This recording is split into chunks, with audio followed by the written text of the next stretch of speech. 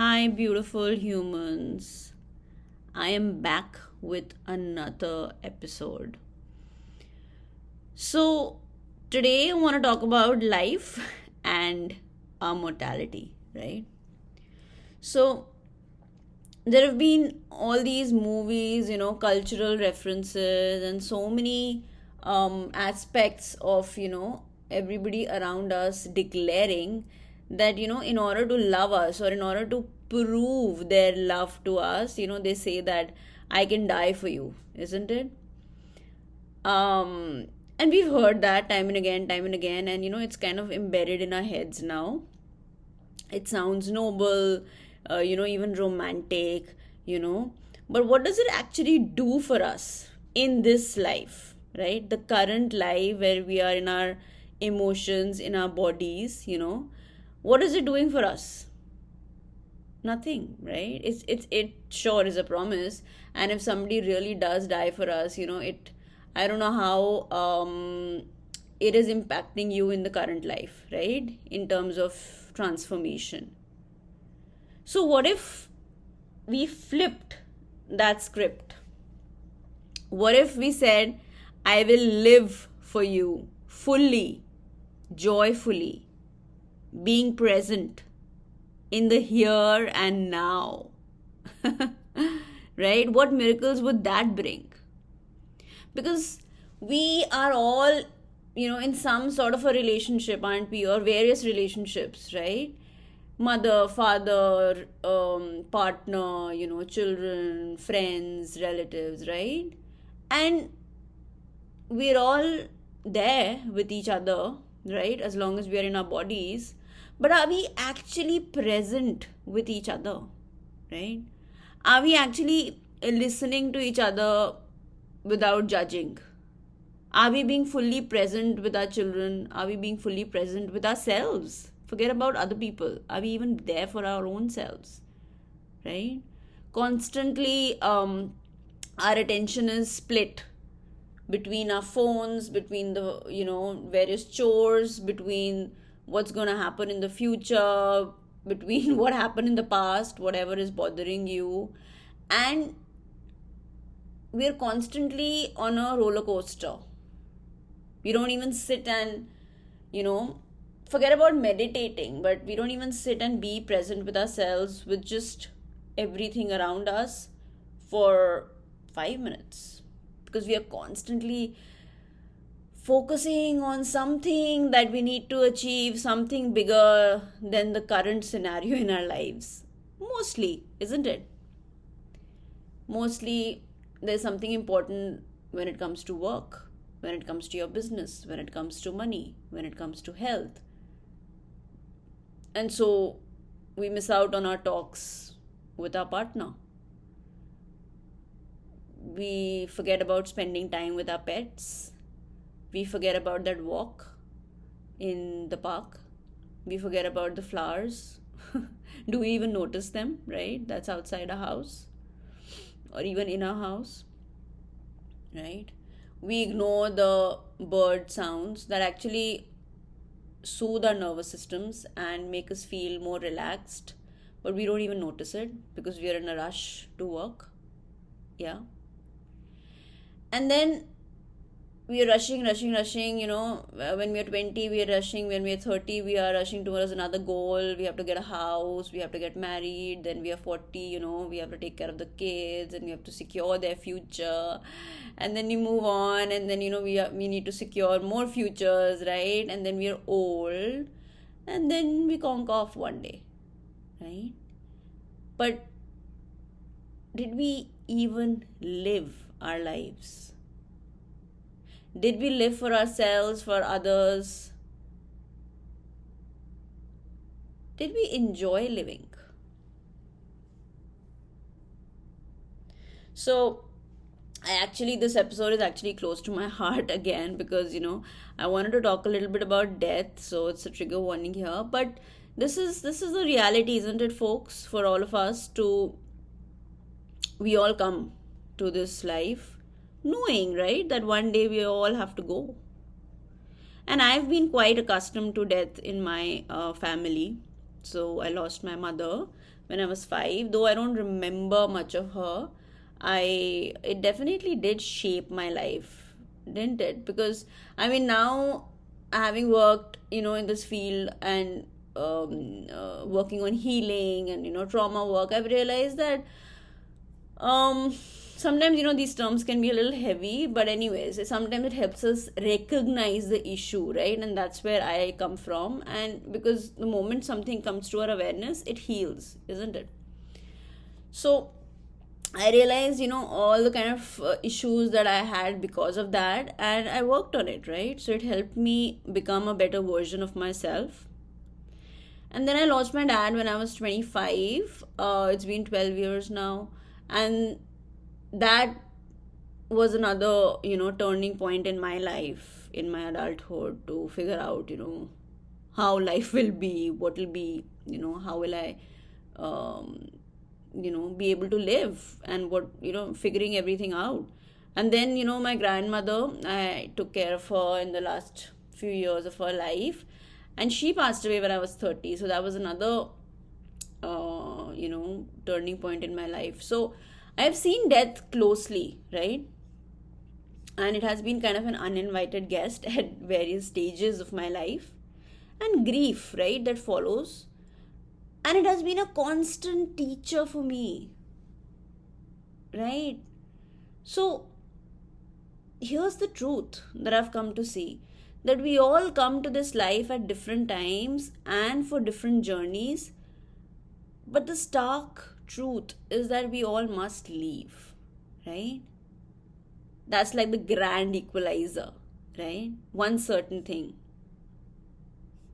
And so, if that's the case, right, why do we waste this short, miraculous life that we have on this planet? Look at, just analyze maybe, half an hour of your life, of a daily, day. Basically, you're stressed, right, about what happened in the past. You're worried about the future. You're worried about securing a future which we all don't even know if it's going to come. And you're wasting your present life. And this is the truth for all of us, right? We're always worried about how am I going to be secure in the future? What about my relationship? What if I'm not married? What if I don't have children?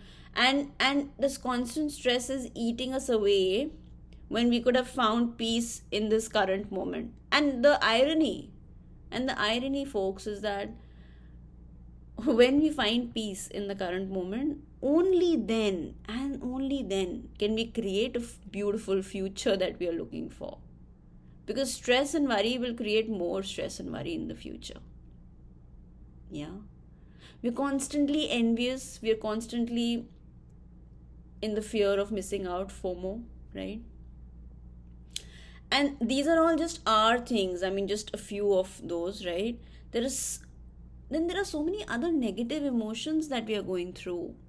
Bringing other people down, feeling jealous of other people, and not just jealous, and you all know, right? The things that trigger us, they are all this deep portal within us that opens up for healing for our own selves, right? So it's everything in the outside that you're seeing and it's triggering you. It's basically a reflection of something within you that needs to be worked upon. Yeah. And day in and out, you're suffering. We are all suffering, created by our own minds. We are always in the worst case scenarios. Yeah. And I get it. Our brain, our body is kind of designed for us to be in the survival mode, right? So we are constantly focused on surviving. However, that brain and that body is also, remember, is coming from that era when, we were all in the jungles and we had to be worried about the tiger eating us, right? And that doesn't happen anymore, does it? But we have more peace. We can be more present. However, there are things like the bills, right, that need to be paid, and then there is education, and then there is a job, and then there is a health issue. All of those things have kind of replaced that tiger. And in the wild, maybe the tiger comes once, right? Here, There are all of these triggers constantly 24/7. And that's actually made our nervous system even more fried, than it's supposed to be, than whatever it is created to do. But I don't want to say all of those things to make you feel like, you don't have anything, any way of coming out. Instead, I want to tell you all of this because you all know of various ways of coming back to your peace in the here and now. And that's what I have been working on, right, over the last decade. We need to choose ourselves, right? We need to choose ourselves, and when we do that, we'll have to let go of certain things that don't serve us. So it could be, choosing a better thought than marinating in the negativity. Yeah. Choosing joy over suffering. Yeah. Choosing better company over, people who are, again, catastrophizing. Yeah. And choosing yourself over other people. It could be that as well. It could be different things for you, right? Based on your experiences, based on your life, based on your family stories. Right? But you can choose, is what I'm saying. The power lies with you. There is no one else who can come and save you but yourself. So why not focus on what our soul really came for? And now everybody asks, there are so many tarot questions that people ask, and there is Akashic readings that people do, and they're all like, all about what is my purpose and what did I do. I want to tell you today, to all of you, you don't need to do that reading, right? Your purpose here to come here on this planet is to fulfill your desires. Okay? No doubt about that. It's to experience joy. Yeah. And in the process, to walk with each other, not ahead or behind, but together. Because this is the law of oneness, by the way. We all, the separation that we feel between all of us. And again, I'm not saying that today itself, you will understand this and you will start implementing. But you can, because you have that inner knowing. And I'm sure it'll spark that knowing a little more today. But we are not here to compete with each other. We're here to actually help each other. Because you are me and I am you.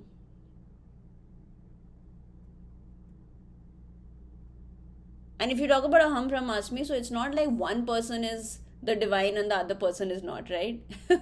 We're all divine. Okay? Because, folks, it's just that divine version, that divine energy has taken the form of a body and has come on this planet. Yeah? And today we are here, and tomorrow a wink and we're gone. That's life. That's death. So while you're alive, live. Guys, live. Live your dreams. Savor the worldly pleasures. Laugh louder. Cry fully.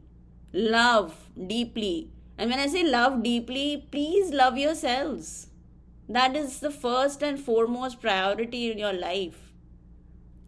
You cannot love anyone else. Let me just burst the bubble. You can't love anyone else if you don't love yourself. Yes.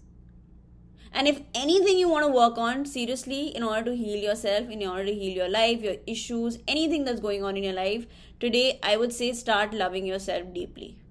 That self-talk, that self-negating, that cruel talk that you have every day with yourself, where you're berating yourself, you're belittling yourself, you're, making yourself feel like the smallest person on this planet, that needs to change now. Right now. The only true purpose you have in this life is to be happy, and that's it. So I am asking today, not pleading, that can you please commit to your own happiness today? Not just in theory, but in practice. Every single day. Can you make that pledge?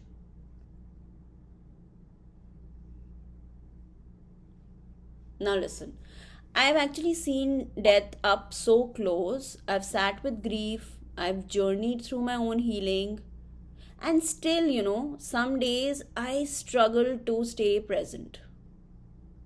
So I know, I completely understand if you're finding it hard. Because we all have our own journeys, right? And you're not alone. I get it.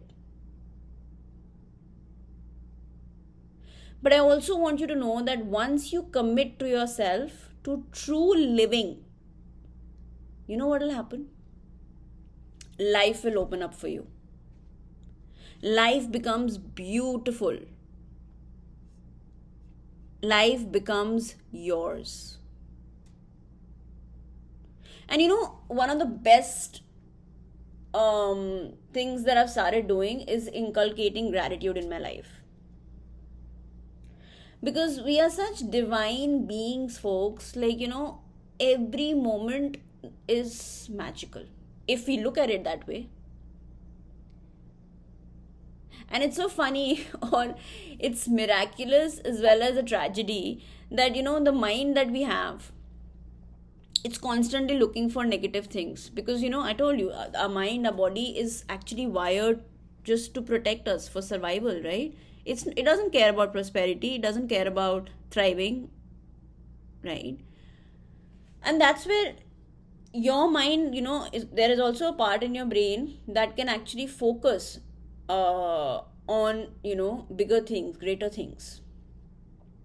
So you can use your power, your stillness, meditation, being in the moment, to actually start opening up various avenues for yourself in this lifetime.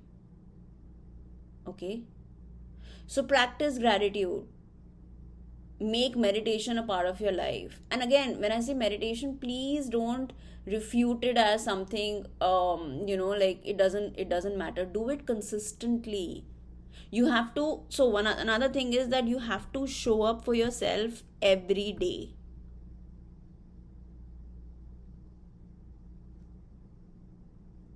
And it can be a different version of yourself. It can be different things for you.